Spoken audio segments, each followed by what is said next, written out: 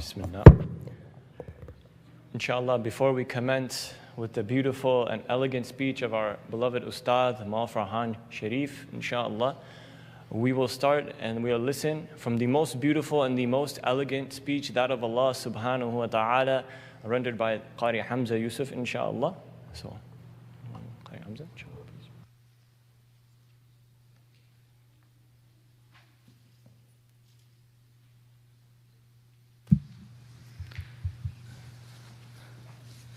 السلام عليكم ورحمة الله وبركاته.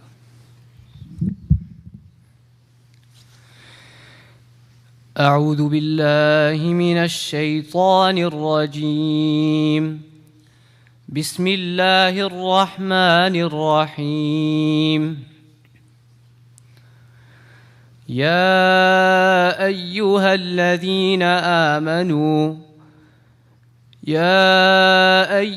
الذين آمنوا كتب عليكم الصيام كما كتب على الذين من قبلكم لعلكم تتقون.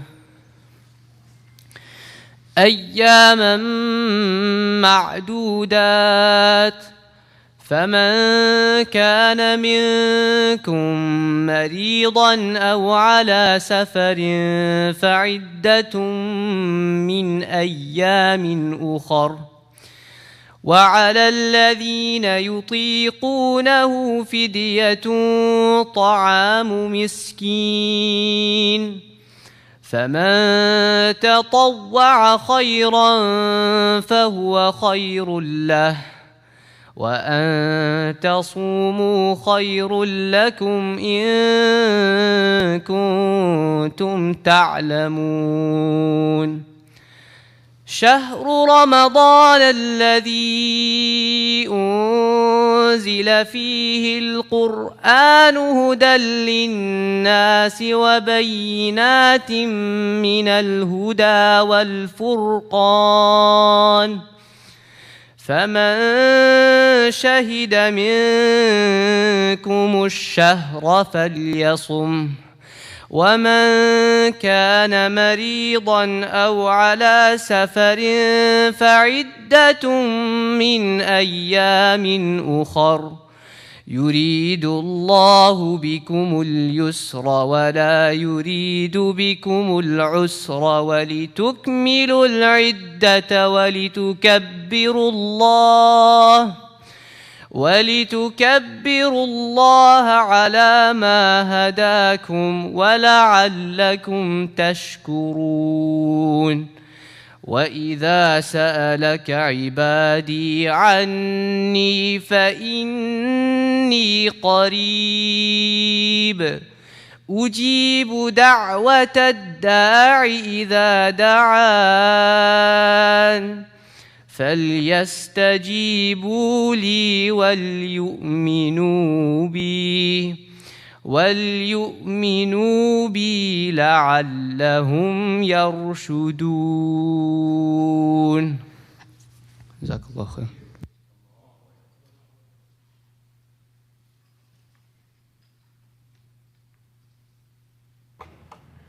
Inshallah, all the brothers are requested, please come closer, inshallah.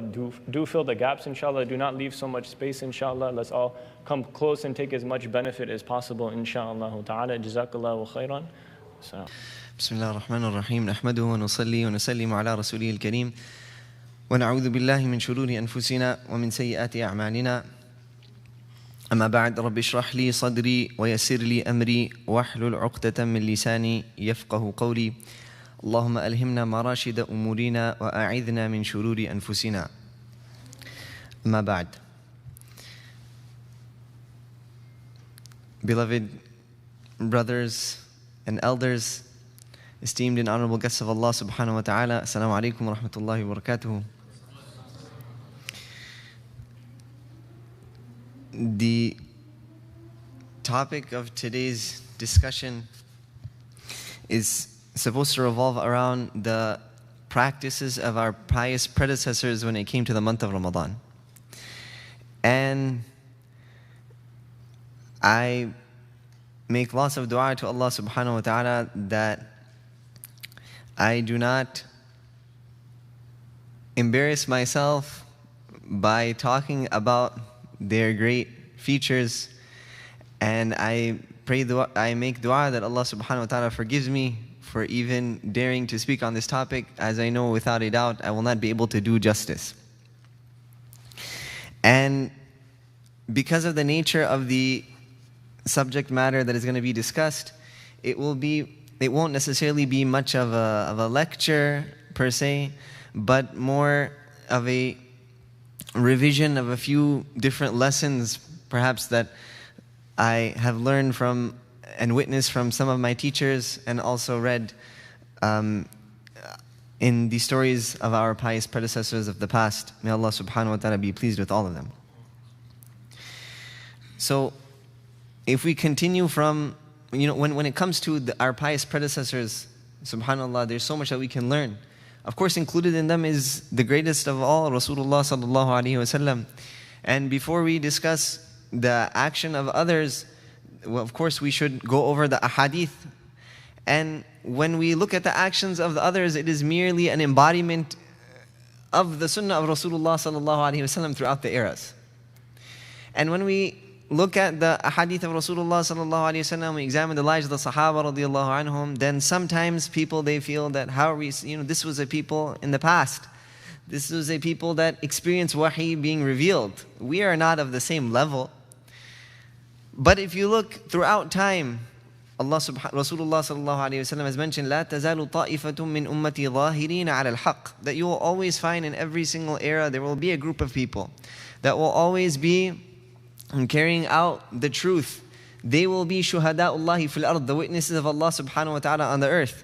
So that on the Day of Judgment, no one will be able to come and say, "Ya Allah, it was too difficult." Allah subhanahu wa ta'ala will then point out His select servants. Well, what about so and so? What about this servant of mine? What about that servant of mine? Was he not living in the same era as you? So as you go through time, we will also discuss the stories of many of our seniors from the Indian subcontinent, from the Arab world, from other places as well in our era. Sometimes people, they say, what's the point of discussing that? Let's discuss. But the reason is specifically for this, because these are such individuals that we can connect to. These are such individuals that are perhaps living with us, or they passed away just a few years ago. They are people that we can relate to a greater degree.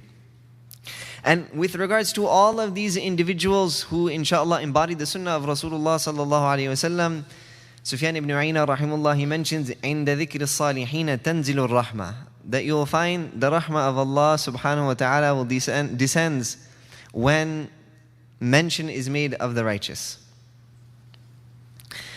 Before going forward, can I ask my beloved brother sitting here in the front to, if you would like to go talk, then you can perhaps go to the back. Jazakallah khair. Okay. So Sufyan ibn Uyayna rahimahullah, he mentions عند ذكر الصالحين تنزل الرحمة. And when we mention the stories of the past, then we see the rahmah of Allah subhanahu wa ta'ala descends. And when we discussed the month of Ramadan last 2 weeks ago, then we heard a very beautiful hadith. A very beautiful hadith wherein Rasulullah sallallahu alayhi wasallam also addressed the Sahaba radiallahu anhum, and Maulana Ammar did a absolutely amazing, outstanding job presenting the hadith, and then he went into the etiquettes of fasting. So let us continue from where he left off. So he mentioned a few important things. Fasting is more than just, staying away from food. It's more than just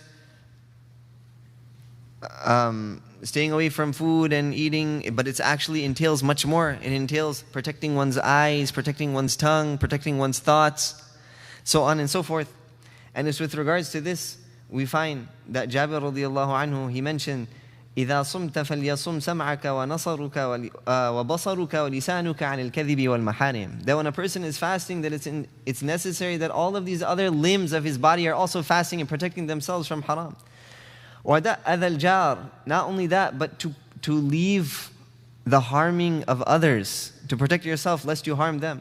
وَلْيَكُنْ عَلَيْكَ وَقَارٌ وَسَكِينَةٌ يَوْمَ صَوْمِكَ. When a person is fasting, also to remain composed, to solely fix your attention to Allah subhanahu wa ta'ala.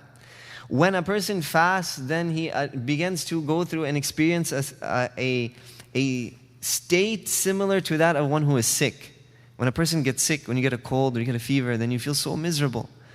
And especially if you're continuing going to work or you're going to school, at that point in time, a person becomes so humble. You're so miserable and you feel that, Ya Allah, please help me in this particular condition. Whatever other people say, it doesn't really perturb you. It doesn't really disturb you much because you're in such a terrible state. And Rasulullah ﷺ has mentioned that when a person is sick, then his sins are being shed. He is coming closer to Allah subhanahu wa ta'ala. When a person fasts in the right manner, then too he begins to experience such a state. And this is a month, as we learned 2 weeks ago, Rasulullah sallallahu alaihi wasallam has mentioned, it's Shahrul Muwasah. It is a month that we experience the difficulty that others who are less fortunate, who do not have the food throughout the year, we experience the same condition as them. This is a month of sympathy, where we sympathize with them, and we also ensure that we also stay away from food. But unfortunately, what happens is that for many of us, the month of Ramadan, which is known to also be a month of fasting, has unfortunately become a month of feasting. And instead of staying away from food, what we do, when you look at the ulama of the past and you look at the Sahaba radiallahu anhum, and you hear hundreds and thousands of examples, you notice the amount of food that they would eat in that month cut down a lot. To this extent that there was one brother, he went for i'tikaf about 2 years ago with one particular sheikh in Morocco. And he mentioned the first day that we came for i'tikaf, he was there for 10 days. And he said the first day that we were there, we had a very lavish meal.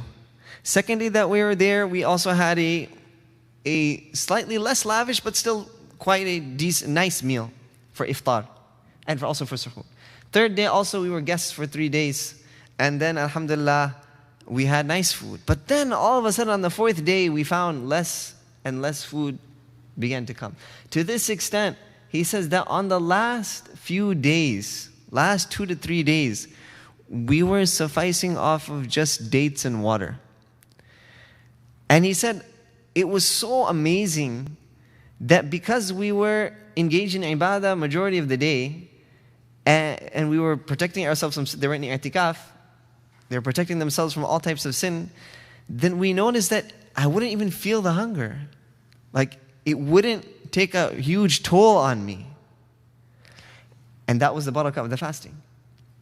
If you look at others, it's mentioned about Maulana Shaykh Ahmad Gangohi rahimahullah, that the amount of food he would eat was so little that people would actually feel pity on him just because of examining the amount of food that they would see. They wouldn't see anything. His own family members would have pity on him because of the amount of food that he was eating. But then on the other hand, you also have examples for when, if you go i'tikaf somewhere with a particular sheikh, you'll find that there is a lavish meal every single day. And Hazrat Shaykh Zakaria rahmatullah alayhi, he says that this type of fasting, wherein a person severely cuts the amount of food that he is eating, was definitely encouraged in the past, but it is extremely difficult to implement today. And he says it is very few people are capable of doing it. So then how much should a person eat?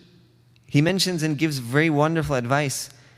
And if you look at his life and you look at his sheikh's life, Maulana Khalil Ahmad Saharanpuri rahimahullah, it was mentioned that every single day he would have a proper meal for suhoor. He would have like palau, a type of rice and meat dish that would be there. If you look at Hazrat Shaykh Zakaria rahmatullah alayhi's life, and he passed away in 1982, just a few years ago, he would also eat normal food. He would not necessarily go to this extent. And so he mentions that although a person should not necessarily worry and think about food throughout the day, he should still utilize the times of suhoor and iftar to eat that amount wherein he can comfortably survive the fast with enough strength to engage in other acts of ibadah. And he mentions when eating, a person's intention should be for fueling himself for those actions of ibadah. And that's one thing that we learned, subhanAllah, from our pious predecessors, that one pious scholar in South Africa, he would mention, if you look at all of the ulama of the past, then how was it that they were able to reach such heights? How were they able to sacrifice so much? And why is it such that we cannot reach that level? And he said the secret, wallahu a'lam, this is what he felt, is I feel the secret was in their intentions. And whatever intention they made, they always kept Allah subhanahu wa ta'ala in mind. To this extent, subhanallah, it's written that Hafsa binti Sirin, rahimahullah, Muhammad bin Sirin passed away in the year 110 after Hijri. But look at the advice that his sister has to give us all. She says that she actually reports a narration from Abu al-Aliya rahimahullah. He mentions as-sa'imu fi ibadatin ma lam yaghtab ahadan wa in kana na'iman ala firashihi. That a fasting person will continuously be considered to be engaged in worship even when he is sleeping, provided that he has the right intention, so long as he protects himself from harming others. She then mentions, she cried out, she said, Ya habbadha, how wonderful is this? Ibadatun wa ana na'imatun ala firashi. I can still attain reward even though I'm sleeping on my bed. So what we learn from them is the intention. That when it comes to any other act, if a person has the right intention, then that normally mundane action which would not have reward attached to it, all of a sudden now becomes full of thawab, to this extent that you are actually attaining reward. And this is also proven by the hadith of Rasulullah sallallahu alaihi wasallam, that at-ta'imu shakir kas-sa'im as-sabir. Imagine how much reward a person will be getting. It'll be as though he's fasting 24/7, provided he has the right intention. You're fasting in the day for the sake of Allah subhanahu wa ta'ala in the month of Ramadan. And then also when you're breaking your fast, if you make shukr, Rasulullah sallallahu alaihi wasallam has mentioned that person who eats and consumes food and he's thankful to Allah subhanahu wa ta'ala, he will receive the reward of someone who is fasting. So it's as though you're perpetually fasting. But it's all because of the intention. It's all because of one's mindset. So he mentions that when it comes to suhoor, how much should a person eat? A person should eat a comfortable amount that they could survive throughout the day with enough energy to perform those acts of ibadah.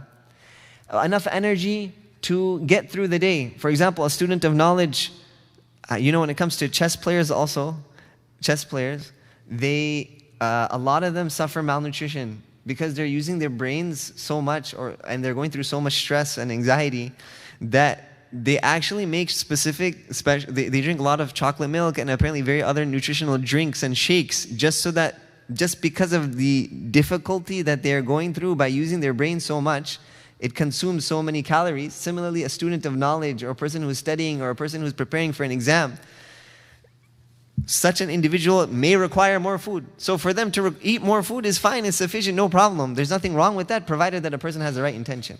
A person who's going to work, who's going to be working from 7 to 4, 7 to 5, he requires to eat a little bit more food so that he can survive throughout the day without falling asleep, without being deficient in his job, then that's all fine, provided that he has the right intention. Then he will actually be attaining reward. In another hadith, Rasulullah sallallahu alaihi wasallam, he mentioned, طَلَبُ الْحَلَالِ فَرِيضَةٌ بَعْدَ الْفَرِيضَةِ. That ensuring that a person gains a halal means of sustenance is actually a farad obligation over the fara'id. That will actually be more important than extra voluntary prayers. So if a person eats with the right intention, then this is actually a means of ibadah for him. When it comes to fasting, also suhoor is something that unfortunately many of the a'imah of the past, many of them, we find our recent past, some of the scholars, they drastically decreased. Some of them, they continued to eat whatever amount that was required.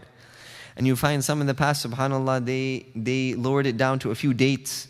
If you look at the hadith of Rasulullah sallallahu alaihi wasallam, Rasulullah sallallahu alaihi wasallam once even mentioned, he said, وَلَوْ أَنْ يَجْرَى أَحَدُكُمْ جَرْعَةً مِّن مَّاءٍ. Even if you were to drink a sip of water, then do so. SubhanAllah, some of us have reached such a stage where we don't even require that. We're going without even the sip of water, just sleeping through suhoor. But if you look at the hadith, you look at the practices of our pious predecessors, starting with Rasulullah sallallahu alaihi wasallam, then we'll see how much importance he gave to suhoor.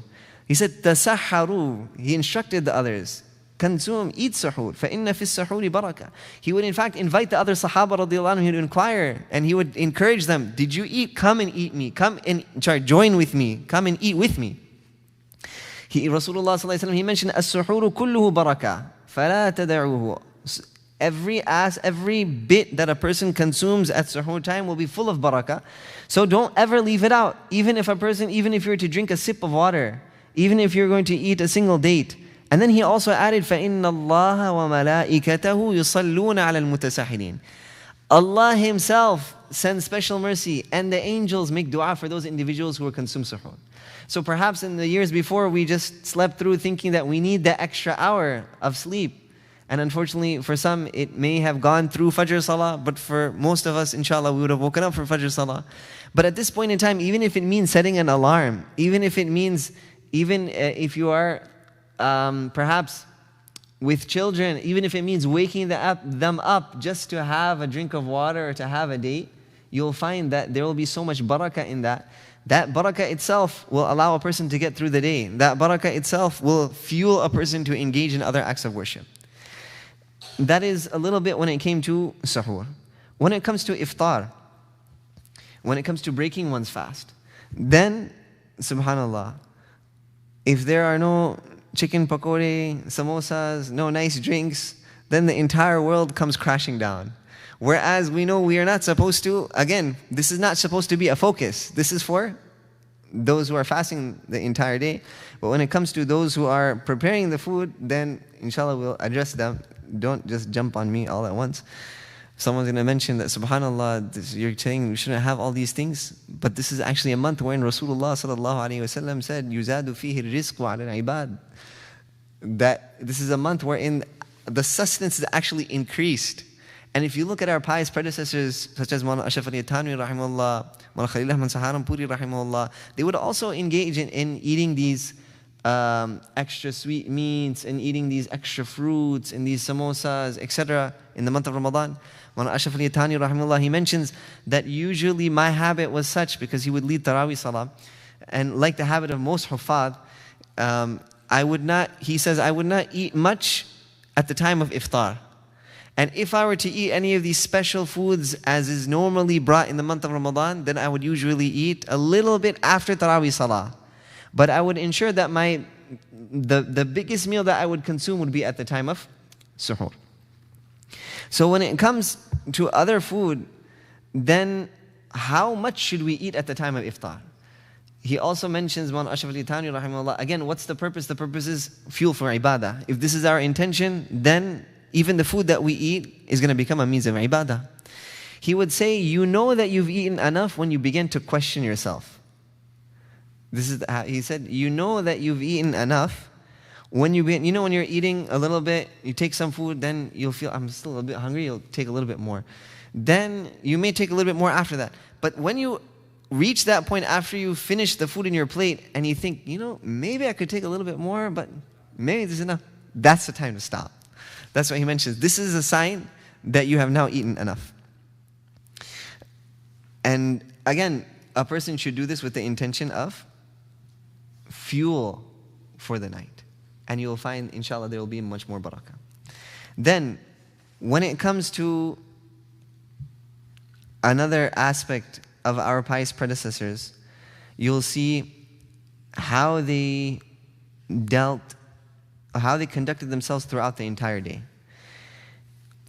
I can give you stories of 1 or 2 or 3, and there's a book actually that's written, it's on PDF available, it's called The Ramadan of the Saintly Elders by Hazrat Shaykh Zakaria rahmatullahi alayhi.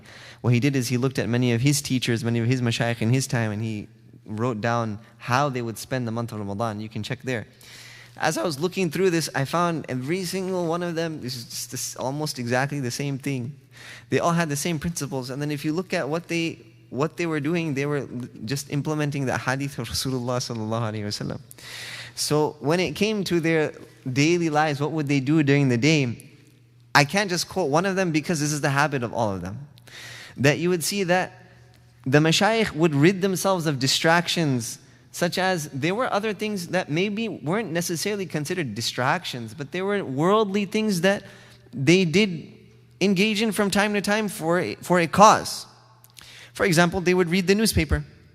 They would read the newspaper solely for the sake of acquainting themselves with what is happening in the world, to know what's going on. Especially a mufti is required to know what is going on, what is happening throughout the world, especially for him to give a proper opinion of what's happening. But in the month of Ramadan particularly, they would even refrain from reading the newspaper. At this time, it only became time for Allah subhanahu wa ta'ala. Starting from, you find even earlier on, Imam Zuhri rahimahullah, he said, إِذَا دَخَلَ رَمَضَانَ فَإِنَّمَا هُوَ إِطْعَامُ الطَّعَامِ وَتِلَاوَةُ الْقُرْآنِ. Even the greatest of muhaddithun of their time, they would put aside the ahadith. Imam Malik rahimahullah was known as such a great muhaddith. He himself would engage primarily in the recitation of Quran. And in Imam Zuhri rahimahullah, he says, when the month of Ramadan comes, it's only recitation of Quran and it's feeding others food. When you look at a few years back, Maulana Khalil Ahmad Saharanpuri rahimahullah, it's Hazrat Shaykh Zakaria rahimahullah, his teacher, and Hazrat Shaykh Zakaria rahimahullah passed away in the year 1982. He says that he would stop reading a newspaper and he would try to refrain from speaking to others unless there was necessity. And how he would do this is he would restrict the hours of his day such that he would only allot 2 or 3 hours at specific times for people who had needs or who wanted to talk to him, for them to come and talk. If you look at Maulana Rashid Afan Gangohi rahimahullah, he passed away a few years before Maulana Khalil Ahmad Saharanpuri. He would increase his ibadah, it would be noticeably increased, especially the recitation of the Quran. And it was mentioned, this was particularly noted about his life, that whenever he would go to and from his house, he was never seen speaking to anyone else. And he would try his best to refrain from speaking. And if you were to estimate the amount of Quran that he would recite daily, it would equate reciting half of Quran. Subhanallah. He would mention at the beginning of the month, from today all noises of conversation shall cease. If any man allows Ramadan to be wasted, it is a great sorrow indeed. Referring to the hadith of Rasulullah sallallahu alaihi wasallam, where when ascending the member, he said Ameen 3 times. And then one of the Sahaba, they asked, Ya Rasulullah, you did something that we never experienced before. You said Ameen 3 times. What were you saying Ameen to? He said, Jibreel alayhi salam just came and he made dua against 3 people. One of these people was such that the month of Ramadan passes, he made dua. Jibreel alayhi salam, he was such a angels, they never disobey Allah. Their du'as are readily accepted. Say, may Allah subhanahu wa ta'ala distance from His mercy that individual upon whom the month of Ramadan passes and he does not attain salvation from the fire of Jahannam. So it was in fear of that, he mentioned, in indicating to that hadith, he says, if any man allows Ramadan to be wasted, it is a great sorrow indeed. And if you look at all of the mashayikh of the past, every single one of them, then you'll find that the number one thing that they devoted their entire day and night towards was the recitation of the Quran. That was the number one. That was the most important thing in their lives. And there are so many other ibadah that we can engage in. You know, there's the acting of fasting, everyone's engaged in fasting. Then there's also dua that can be done. Then there's dhikr that can be done. Then there's tilawah of Quran. There's extra nawafil that can be done. And so on and so forth. But you'll find that the greatest of all of them is the recitation of Quran. To this extent, it even goes above dua. You say, dua mukhul ibadah. Dua is the essence of ibadah. But there's another hadith in Sunan Tirmidhi where Rasulullah sallallahu alaihi wasallam has mentioned, in some narrations it comes dhikri, and some narration it comes the recitation of Quran. Man shaghalahu al-Qur'anu عن ذكري ومسألتي ومن شغله القرآن عن مسألتي أعطيته أفضل ما أعطيت السائلين أو كما قال النبي صلى الله عليه وسلم. He says that individual who is engaged, in some narrations it's mentioned in my remembrance, and in some narrations it's mentioned that person who is engaged in the recitation of Quran such that he cannot even find enough time to ask from me, then I will grant him such blessings which are greater than even those individuals who ask. So if the only time we find in our day, because many of us perhaps are going to work, we're working from a certain time to a certain time, and we come back, we're very tired, and we take a nap. Why do we take a nap? Because we're taking a nap with the intention of ibadah, to refresh ourselves for Taraweeh Salah, to listen to the recitation of Quran. and we may only find 5-10 minutes free in our day, then that time should be used to recite Quran. And it should be made, a point should be made to do our best to stand in Taraweeh Salah as late as possible. And if you look at, subhanAllah, the mashayikh of the past and the amount of importance they gave to Taraweeh Salah and reciting the Quran, you'll find examples of Maulana Qasim Nanotwi rahimahullah, who it's mentioned in according to some biographies that when he was on Hajj, that was the first time that he was away from his hometown or away from an area with Huffaz, as he was on the way to Hajj in a ship. And there was no Hafiz of the Quran. He had a copy of the Quran, but there was no one who had by-hearted it to lead the Salah. So what did he do? He himself ensured that every single day since the announcement of Ramadan, he memorized one juz at night and recited it in Salah, and he led everyone on board with Salah. Such that when they finally reached land, that was when Ramadan finished and terminated, and he got squeezed, and they had a khatam of the Quran with everyone on board, everyone who was on board.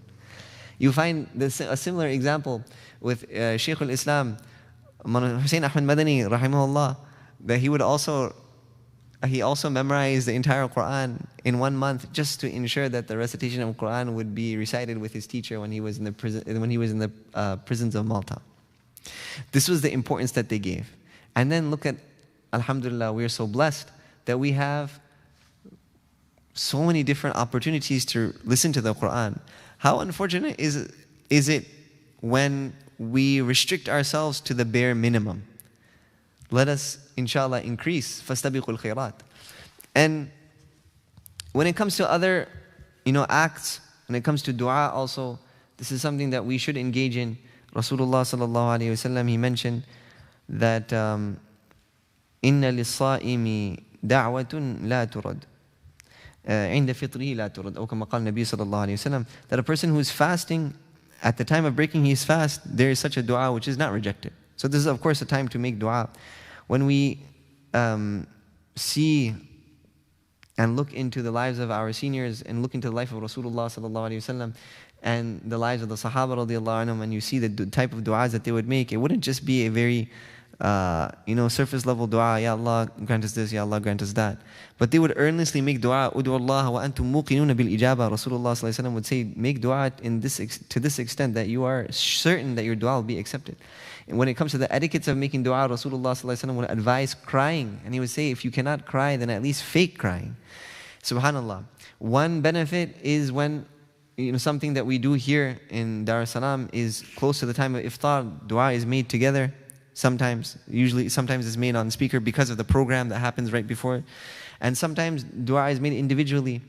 But what we can do is we can, at times when we were making dua collectively at those opportunities and a person becomes more emotional, then it helps others become more emotional, provided that they're doing it obviously for the sake of Allah subhanahu wa ta'ala. But I remember Hazrat, when reading the Ramadan of the Saintly Elders, Hazrat Shaykh Zakaria rahmatullahi mentions that in the month of Ramadan, specifically the last 10 nights, I witnessed my father and I also saw Maulana Hussein Ahmad Madani, when they would make dua and they would cry so profusely. And when they would make dua at the end of Taraweeh Salah from time to time, whenever they chose to do so, then the entire masjid would be sobbing. That is the dua that they would make. When I went last year actually, and the year before, I noticed, subhanAllah, because one thing is hearing, stories of these mashayikh, but one can argue that they passed away 100 years ago. And they didn't have all these cell phones and this and that and all these, they didn't have all these distractions happening in their life. So it was easier for them to connect. And it was easier for them to give more time. But you'll find such examples in today too. If you were to go and spend time with mashayikh of tazkiyah and tasawwuf, senior teachers who have been engaged in the teaching of ahadith of Rasulullah sallallahu alaihi wasallam for 40, 50 plus years, and you go and you visit these areas, especially in the month of Ramadan, then you will see and hopefully here as well, inshallah, but over there you will see this environment wherein the sunnah of Rasulullah sallallahu alaihi wasallam is being implemented. I remember the past 2 years when they would make dua on the odd nights. And also on the even nights too, every night they would be making dua. But when they would be making dua, then everyone in the masjid would be sobbing. This is part of the etiquettes of dua. And this is something that can be seen in various different places. And this is something that we should also do our best. If we cannot cry, we should fake cry. Maulana Yusuf mentioned a very beautiful thing today on Friday khutbah, and my sheikh says the same thing. That individual who sets aside 10 minutes a day to make dua, then the secrets of dua will open up to him. In other words, he will then develop a connection with Allah subhanahu wa ta'ala, provided that a person takes out the time to do so. Now, lastly, I would just like to mention a few bits and pieces about how the mashayikh of the past would treat the Quran. As this is Shahr al-Quran, if you look at any pious individual's life, the number one thing that they increased in the month of Ramadan, and that they were so meticulous regarding, and that they sacrificed their lives regarding. It's mentioned even about Maulana Khalil Ahmad Saharanpuri rahimahullah, when it came to Taraweeh Salah, so long as he could physically lead the Salah himself and recite the Quran himself, he would. To this extent, it's mentioned that even in his late 70s, when he couldn't, his body would begin locking up in ruku' and sujood, he would still fight with his family members so that he could lead the salah and he could recite the Quran. And he would tell others, subhanAllah, that sometimes even late at night he wouldn't be able to sleep, and he would tell them, this is also, this is also some. They would tell him, Shaykh, why don't you take it easy on yourself? He said, I can take it easy on myself, but I can never stop reciting the Quran. This is the month of Quran. How can I ever stop reciting it?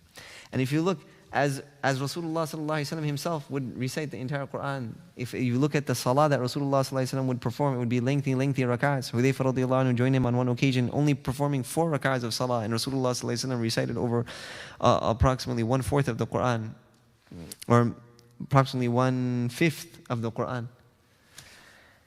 If you look, it's mentioned about Imam Hanifa rahimahullah, he would complete 60 khatams of the Quran. That means 2 Qurans a day. Imam Shafi'i rahimahullah would do exactly the same. Imam Malik rahimahullah, he mentions that, or it's mentioned about Imam Malik rahimahullah, that whenever the month of Ramadan would enter, then he would engage in reciting the Quran from a mushaf. So there were some mashayikh that would recite it from the Quran, some would recite it from memory. But the issue is that they would hook themselves to the Quran and he would leave everything else. Abdul Razak rahimahullah, he mentions that Sufyan Thawri rahimahullah, whenever the month of Ramadan would enter, he would leave all other acts of ibadah and he would wholeheartedly focus his attention in reading the Quran. It's mentioned that Aisha radiallahu anha would read from a mushaf at the beginning of the day in the month of Ramadan, and after the sun had risen, then she would sleep. Meaning after Fajr Salah, after Ishraq, then she would go to sleep. Sufyan Thawri rahimahullah, he mentioned, or Zubayd al-Yammi rahimahullah, when the month of Ramadan would come, then he would provide various different masahif for all of his companions and ensure that they all would read Quran. Then Ibn Rajab al-Hamali rahimahullah, he mentions, as perhaps some of us have heard, that it's inappropriate to complete the Quran in less than 7 days, according to some narrations. Some say 3 days. But he mentions that is only outside of the month of Ramadan. As far as those times when there is more reward, like in the month of Ramadan, specifically in those nights wherein a person seeks out Laylatul Qadr, then it is actually encouraged that a person exhausts himself and recites as much Quran and engages in as much ibadah as possible. And he mentions this is the statement of Imam Ahmad rahimahullah, Ishaq, and various other ai*imma rahimahullah. Then he quotes a very beautiful hadith, and this is something for all of us to think about. He says, he gives advice, and inshallah I'll end with this. He says, وَعْلَمْ أَنَّ الْمُؤْمِنَ يَجْتَمِعُ لَهُ فِي شَهْرِ رَمَضَانَ جِهَادًا. Every believer in the month of Ramadan goes through 2 main sacrifices, through 2 main struggles, difficulties. One struggle happens during the day, and this is when he is fasting, and one struggle happens at night when he is standing in salah. He mentions, فَمَنْ جَمَعَ بَيْنَ هَذَيْنِ الْجِهَادَيْنِ. Whoever ensures that he goes through these 2 struggles and sacrifices, وَوَفَّى بِحُقُوقِهِمَا, and he fulfills their rights, وَصَبَرَ عَلَيْهِمَا, and he persists through them, he perseveres, then وُفِّيَ أَجْرُهُ بِغَيْرِ حِسَابٍ, he will receive such reward that will not even be enumerated when it comes to specifically fasting. It's such a reward that Allah subhanahu wa ta'ala mentions to the angels. He mentioned in, there's a hadith Qudsi, that فَإِنَّهُ لِي وَأَنَا أَجْزِي بِهِ. That fast, all other rewards are such that the angels know how much to write down. This particular action, this amount of reward. مَنْ قَرَأَ حَرْفًا مِنْ كِتَابِ اللَّهِ فَلَهُ بِهَا حَسَنَةً. That person who recites a single letter of the Quran, he'll receive one reward. وَالْحَسَنَةُ بِعَشْرِ أَمْثَالِهَا. That one reward will be multiplied by 10. So every different action there has different rewards written down. Except for fasting. فَإِنَّهُ لِي. Allah says, this is something I myself am going to reward that individual on the Day of Judgment. So he continues and he says that it's mentioned in the narration of Musnad Ahmad rahimahullah that Abdullah bin Amr reports from Rasulullah sallallahu alayhi wasallam, and he says, "As-siyamu wal-Qur'ani yashfa'ani lil-'abdi yawm al-qiyamah." That these two particular actions that a person will struggle for, fasting and reciting Quran, will intercede on behalf of an individual on the Day of Judgment. يقول الصيام, the fasting will say, "Ay Rabb, O my Rabb, منعته الطعام والشهوات بالنهار." I prevented him from eating and from engaging in all of his desires during the day. ويقول القرآن, and the Quran will say, منعته النوم بالليل فشفعني فيه. That, Ya Allah, I prevented him from sleeping at night, so grant him intercession because of this. And then Rasulullah ﷺ mentions both of their intercession will be accepted. So then Ibn Rajab al-Hambali rahimahullah, he continues and he says, so fasting will intercede on that individual who refrained from eating and who refrained from engaging in his desires. And similarly, that individual, but he mentions, he says, فَالصِّيَامُ يَشْفَعُ لِمَنْ مَنَعَهُ الطَّعَامُ وَالشَّهَوَاتِ الْمُحَرَّمَةِ كُلَّهَا سواء كان تحريمها يختص بالصيام كشهوة الطعام والشراب ومقدمات أو لا يختص به إلى آخره. He mentions similarly, he says, as for that, similarly that individual who recites Quran at night, the Quran will intercede. However, that individual who wastes away his fasts and he does not protect himself from those things which Allah subhanahu wa ta'ala has prohibited for him, then it's quite likely that the fast will of course have no effect on that individual. And similarly, that individual who has been blessed with the Quran, yet he does not recite the Quran, then how will that individual expect for the Quran to intercede on his behalf? He says, subhanallah, Rasulullah sallallahu alayhi wa sallam has mentioned, إِنَّ الْقُرْآنَ يَلْقَى صَاحِبَهُ يَوْمَ الْقِيَامَةِ, that the Quran will meet his companion on the day of Qiyamah, when his grave is now, when he breaks through his grave, when he is being resurrected. And then he will ask that individual, do you recognize me? He says, I am the one who caused you to have restless nights. I am the one who caused you to stay up at night. And every single وَكُلُّ تَاجِرٍ مِّن وَرَاءِ تِجَارَتِهِ, every single فَيُعْطَى الْمُلْكَ بِيَمِينِهِ وَالْخُلْدَ بِشِمَالِهِ. He said all types of rewards will be granted to this individual. He'll be granted a kingdom or ownership of his kingdom in his right hand, and he will be granted everlasting, meaning this is when a person is entered into Jannah. He'll be granted immortality in his left hand. وَيُوضَعُ عَلَى رَأْسِهِ تَاجُ الْوَقَارِ, and such a wonderful crown will be placed on his head. ثُمَّ يُقَالُ لَهُ, thereafter that individual, it will be said to him, اقرأ وَصْعَدْ فِي دَرْجِ الْجَنَّةِ وَغُرَفِهَا, recite and continue ascending into the highest stages and the highest of homes and palaces and rooms in Jannah. Then he mentions that it is so sad that there are individuals who are blessed with the Quran, yet they are not capable of attaining this reward. Muhammad ibn Ka'ab rahimahullah, he says, we would recognize those who would recite the Quran because of the paleness on their faces, that they would be so tired because of the amount that they would exert themselves. One person, it was said to him, don't you sleep at night? And he replied, he says, the recitation of the Quran is so beautiful that how can such a person go to sleep? This other individual, subhanAllah, he mentions a non-Hafiz, Ahmad ibn Abi al-Hawari. He says, إِنِّي لَأَقْرَأُ الْقُرْآنِ وَأَنظُرُ فِي آيَةٍ آيَةٍ. I recite Qur'an and I'm looking at one ayah and another, and then I'm so perplexed. How in the heavens world can a Hafiz of Qur'an sleep at night? How is it possible for him to engage in anything else besides the recitation of the Qur'an, whereas Allah has blessed it to him in his heart? If they were such that they understood what they were reciting and they recognized its reality, then they would gain enjoyment through it and they would never be able to sleep. Subhanallah. So we should ask ourselves, Hazrat Shaykh Zakaria rahmatullahi alayhi, after mentioning various ahadith on the virtue of Qur'an, he says, we hear these ahadith, but we don't realize in one narration it's mentioned, يُقَالُ لِصَاحِبِ الْقُرْآنِ. In many of them, لِحَامِلِ الْقُرْآنِ, and in one of them, لِصَاحِبِ الْقُرْآنِ. That according to most muhadithun, yes, these ahadith refer to a hafiz. But Hazrat Shaykh Zakaria rahmatullahi alayhi says, according to me, I feel that this also applies to that individual who has made the Qur'an part of his life. That even though he may not necessarily be a hafiz of Qur'an, but because he recites it day in and day out, he will also potentially be blessed with this reward. And this is something that the environment is such that a person will never feel more encouraged to recite Qur'an at this particular time of the year than at any other time. And this is a gift that Allah subhanahu wa ta'ala has mentioned.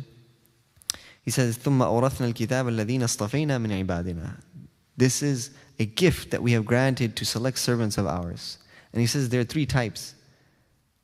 فَمِنْهُمْ ظَالِمٌ لِنَفْسِهِ. There are those who oppress themselves. They don't take advantage of this. They neglect it. They neglect the Qur'an. They neglect the teachings of the Qur'an. May Allah protect us from being amongst them.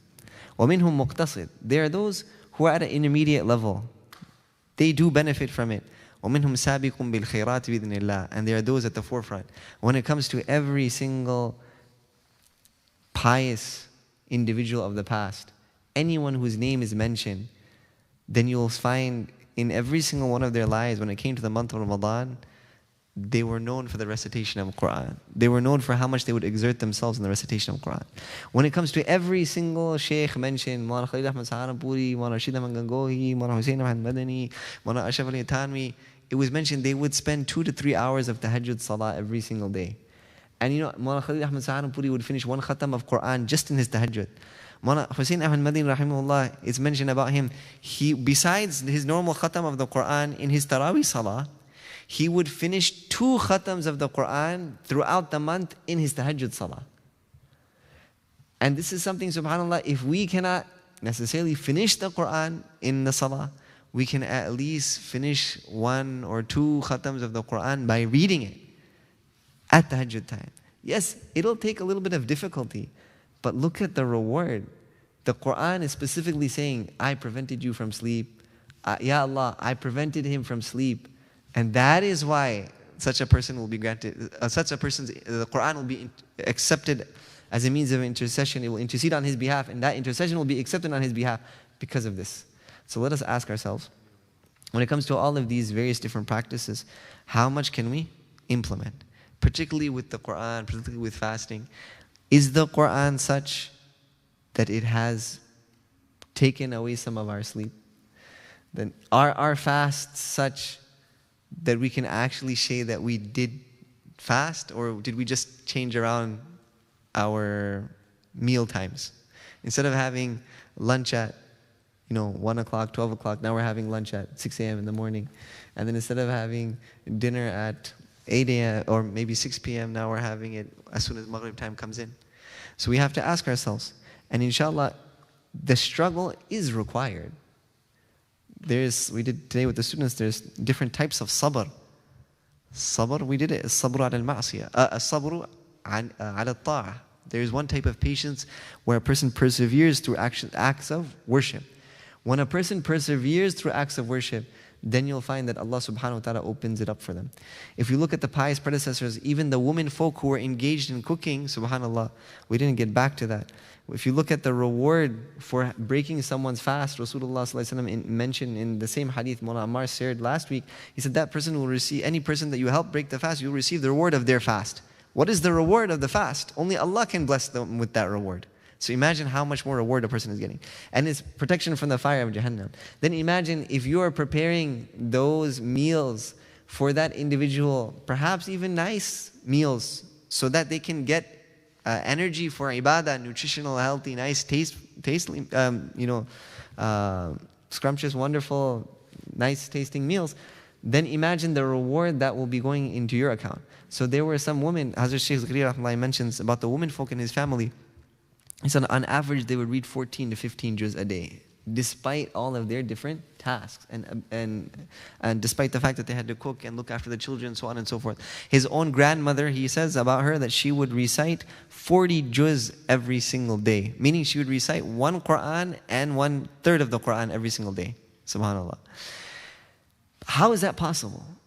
If you look at their lives, they had technically more difficult lives than us. They didn't have toasters, really. They didn't have microwaves. They didn't have fridges. And for us, subhanAllah, you can even meal prep and you can do, I know so many families, they make all the samosa before even the month of Ramadan comes. So that Ramadan, they don't have to busy themselves regarding that. But yet, where is our time going? Where is the barakah in the time? And we say that we don't have any time for the Quran. And on one occasion, I told my teacher, I told him, I said, you know, Shaykh, I'm not wasting any time in my day. I'm teaching, I'm preparing, I'm doing whatever required. I'm not wasting any time in the day. I don't have time to read Quran. So then he got very upset. He said, I don't care what it takes, you have to read Quran. How can you not read Quran? How do you expect to come closer to Allah subhanahu wa ta'ala without reading Quran? So I said, but there's no time. He said, you have to make time. If you make the time, then I don't care what it takes. Give maybe 15 minutes away of leisure time that you're doing, or 15 minutes of your sleep, and make sure that you recite at least 15 minutes of Quran.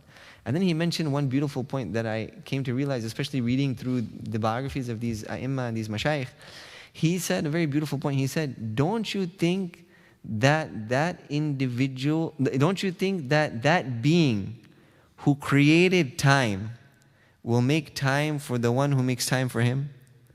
Don't you think that being who created time will make time for the one who makes time for him? Of course. And you'll find, subhanAllah, that once you start it, at the beginning it may be a little bit difficult. It'll take half an hour to reset a certain amount. But Allah subhanahu wa ta'ala will put so much barakah in your time through your consistency and perseverance and patience and sacrifice, that you will also begin to read such. There are such examples. Every single year the WhatsApp message comes, I don't know if you guys receive it, but of that one individual who finished reciting the entire khatam of Quran in one night, over 6 hours, 7 hours. People have performed salah behind him, and they have testified that he didn't recite in such a manner that you can't understand what's being recited, and he's breaking all the rules of tajweed. It's impossible. It's a miracle. It's like a karama. But we believe, يُؤْمِنُونَ بِالْغَيْبِ, we believe in these miracles. Seeing is believing. لَيْسَ الْخَبْرُ كَالْمُعَيَّنَةِ. You will find also the Quran is miraculous. This is a book that Allah subhanahu wa ta'ala has blessed, which is mu'ajiz, with the ummah of Rasulullah sallallahu alaihi wasallam, which is miraculous. It doesn't make sense. And that's the whole beauty of it, because if it made sense, it wouldn't be a miracle. But if we find the consistency and we find the ability to persevere, and inshallah may Allah grant us all tawfiq, then we will find we will also be able to begin covering these amounts. We have, mashallah, students here who, when they go for umrah, they're capable. The barakah of the environment, the barakah of the time, the sincerity of their intentions, mashallah, they're able to finish one khatam of Quran every single day. So we're not necessarily required to finish one khatam of the Quran every single day in the month of Ramadan, but whatever ability that we can, let us ensure that we do sacrifice some of the time, that we do go through a little bit more difficulty in this month, and inshallah we will benefit forever and ever in the hereafter. May Allah subhanahu wa ta'ala accept.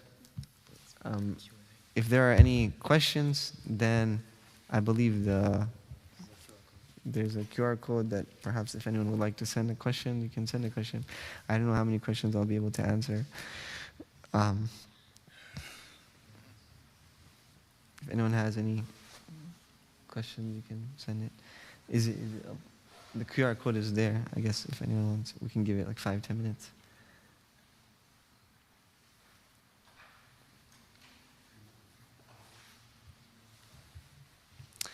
I remember also amongst the advices our teacher would give us, he would say that it's not necessarily about amount, it's about consistency. You know, you have to win the marathon. This is a marathon.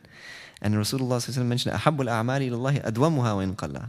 The most beautiful actions to Allah subhanahu wa ta'ala are those which are done with the most consistency. So whatever we do, we should, inshallah, do our best to maintain that. This is also the best of months to start new habits, such as tahajjud.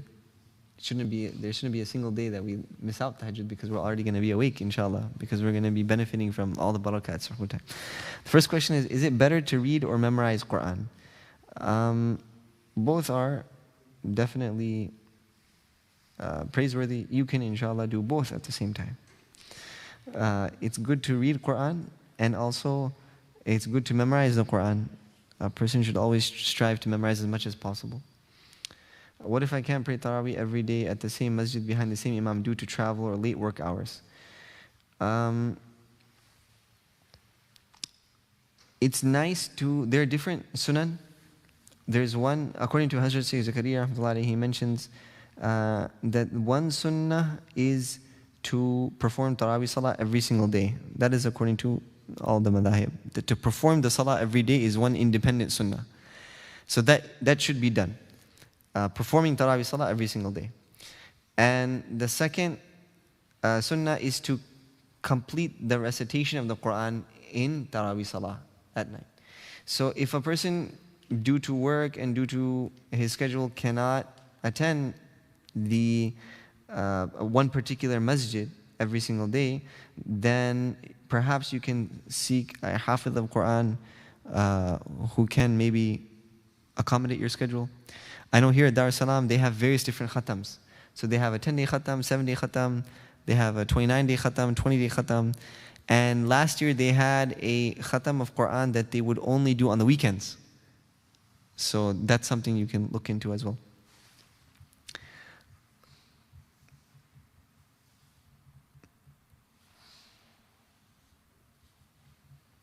So regarding the virtues, I'm guessing it says, can you remind me of the virtues of fulfilling the two struggles of fasting? For fulfilling the two struggles of fasting. It's mentioned the two struggles that a person goes through in the month of Ramadan is fasting and qiyam, standing in salah. So the reward for that is Rasulullah ﷺ mentioned that the fasting and the recitation of Quran will come on the Day of Judgment. SubhanAllah, just think about performing 20 rak'ahs of Taraweeh Salah for a non-hafidh is definitely a struggle. That can be included, inshallah, preventing from sleeping, preventing from ease and comfort. But besides that, also we should try to read the Quran ourselves. Should I read tafsir during Ramadan or just Quran?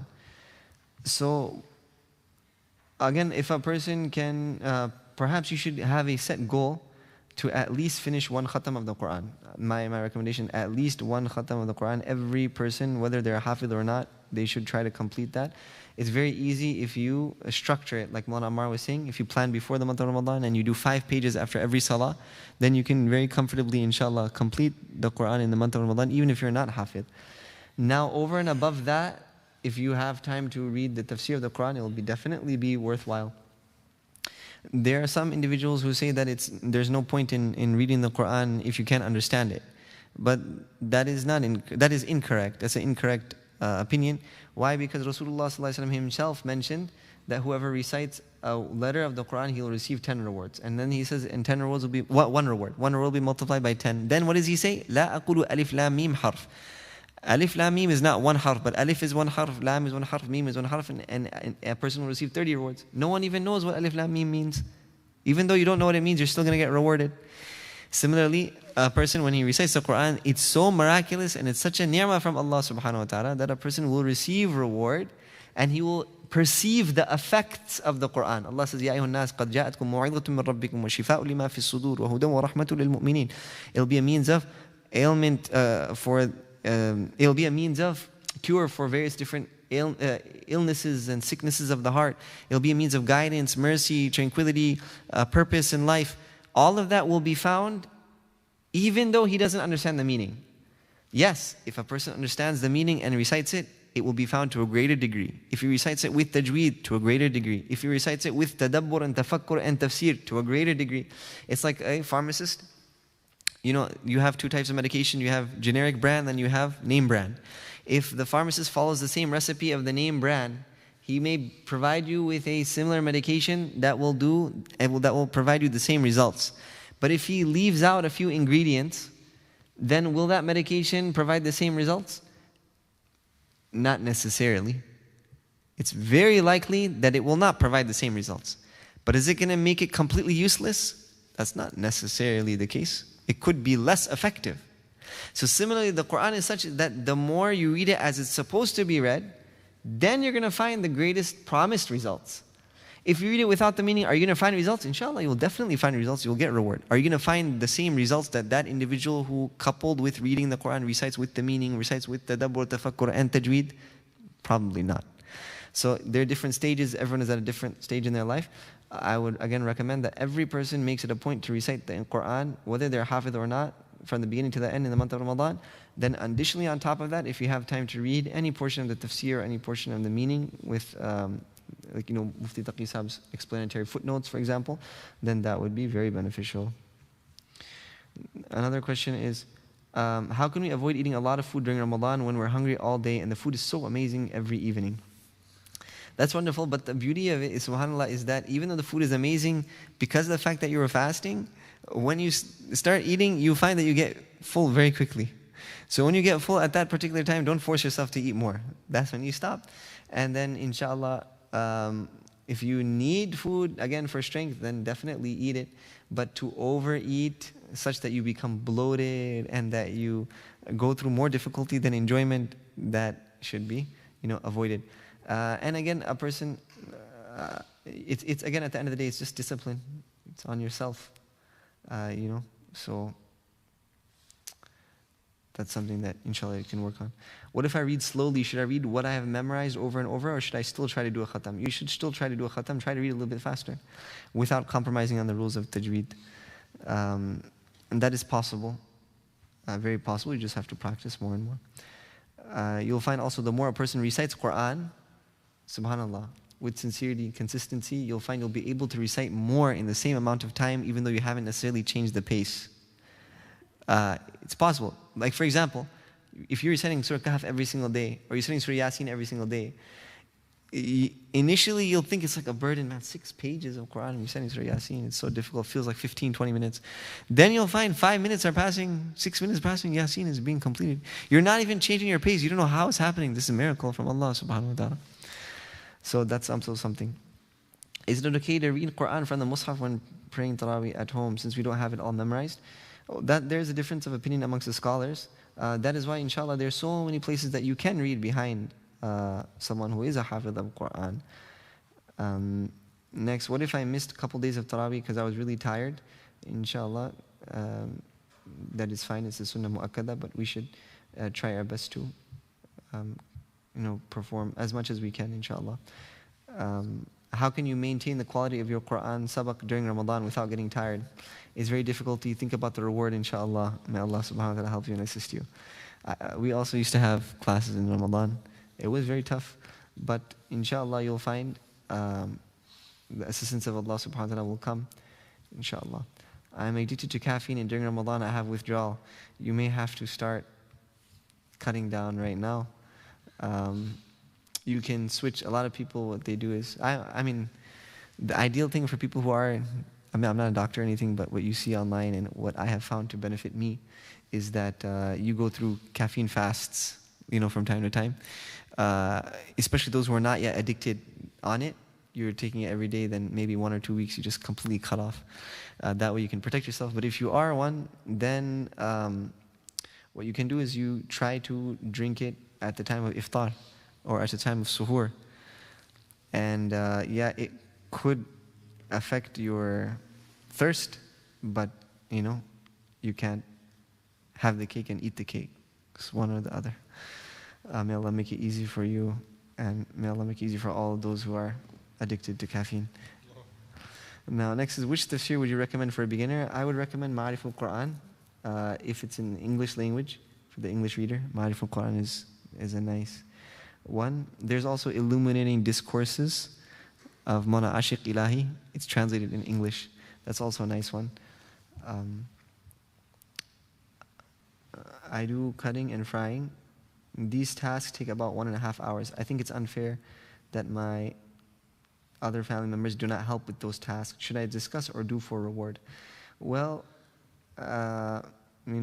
discussing with your relationship, may Allah subhanahu wa ta'ala make it easy for you. I know it's difficult, and think about the reward. Ponder about the reward, and perhaps discuss the reward with others as a means of encouragement for them to partake. And if not, then inshallah just imagine that you are receiving reward for every single letter of Quran they will be reciting, every single rak'ah of salah, every single dua that they're making, all the nourishment that you are helping provide, inshallah you will receive the reward for that. So inshallah, by discussing that, hopefully it will encourage others to also join you. And if they do not, then inshallah you will receive the reward yourself. And you may think it's difficult now, but when a person is admitted into Jannah, Allah subhanahu wa ta'ala will ask, have you ever experienced any difficulty in life? Based on the reward that they will say, Ya Allah, no, I've never ever experienced any such difficulty. So may Allah subhanahu wa ta'ala make it easy for you particularly and your family. I guess that is it. Subhanakallahumma bihamdik. Nashhadu an la ilaha illa anta nastaghfiruka wa natubu ilayk. We'll make a small dua, inshallah. اللهم صل وسلم وبارك على سيدنا محمد وآله كما لا نهاية لكمالك وعدد كماله. اللهم لك الحمد كما ينبغي لجلال وجهك ولعظيم سلطانك، لا نحصي ثناء عليك أنت كما أثنيت على نفسك، جل وجهك وعز جاهك، ليس كمثله شيء وهو السميع البصير الحي القيوم. اللهم وفقنا لما تحبه وترضى من القول والفعل والنية الهدي، إنك على كل شيء قدير. اللهم إنا نسألك من كل خير أحاط به علمك في الدنيا والآخرة، ونعوذ بك من كل شر أحاط به علمك في الدنيا والآخرة، وأنت المستعان عليك البلاغ، ولا حول ولا قوة إلا بالله العلي العظيم. Ya Allah, Ya Rahman Rahimin, wa Akram Akrameen. Allow this Ramadan to be better than any Ramadan that has ever passed before us, Ya Allah. Ya Allah, allow it to be the most productive Ramadan, Ya Allah. Allow us to attain salvation from the fire of Jahannam and admit us into Jannat al-Firdaus bighayri hisab this month of Ramadan, Ya Rahman Rahimin. Ya Allah, allow whatever lectures that we are attending, whatever that we are reading, whatever amount that we are preparing for the month of Ramadan, Ya Rahman Rahimin, to be truly, to materialize in our lives so that we see the benefit materializing in our lives, Ya Rahman Rahimin. More importantly in the hereafter, Ya Rahman Rahimin wa Akram Akrameen. Ya Allah, all these wonderful stories that we are reading, allow us to implement them, allow us to act upon them, Ya Rahman Rahimin. And do not just make it candy for the ears, do not just make it come in one ear and out the other, Ya Rahman Rahim. Allow us to reflect, ponder, Ya Allah. And if we cannot implement them, Ya Allah, at least grant us the reward for intending to implement them and for reflecting on them. And Ya Allah, Rahman Rahim, for having the intention to implement them. Ya Rahman Rahim wa Akram Akrameen. Please make it easy for all those who are going through difficulty, Ya Rahman Rahim. Ya Allah, allow every single one of us to experience the month of Ramadan. Allahumma sallimna Ramadan wa sallim Ramadan lana wa tasallim minhu minna mutaqabbala. Ya Arhamar Rahimin, allow us all to experience the month of Ramadan. Protect us, Ya Arhamar Rahimin. Ensure that we reach the month of Ramadan. Allahumma barik lana fi Rajab wa Sha'ban wa ballighna Ramadan.